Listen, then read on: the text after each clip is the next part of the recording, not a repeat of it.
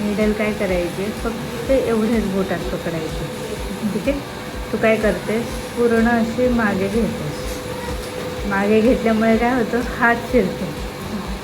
आपल्याला हात नाही फिरवायचे, आपल्याला काय करायचे, फक्त नीडल फिरवायचे. मग त्याच्यासाठी काय करायचं की एवढंच, म्हणजे हा जो पोर्शन आहे ना त्याच्या आत नाही गेली पाहिजे नीडल.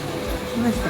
म्हणून मग नीडल ही एवढीच पकडायची, सरळ पकडायची आणि पाठी पुढे 180 डिग्री फक्त असं फिरवत राहायचे. जर आपण असं यूज केलं ना, मग तुमचं काय होतं, हात फिरवायला लागतो धागा काढण्यासाठी किंवा नीडल फिरवण्यासाठी, लक्षात नाही राहत.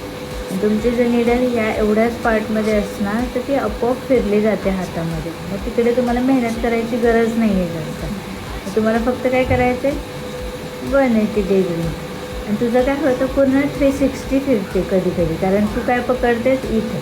ते असं तू पाठी पाठी पाठी पाठी होत जाते.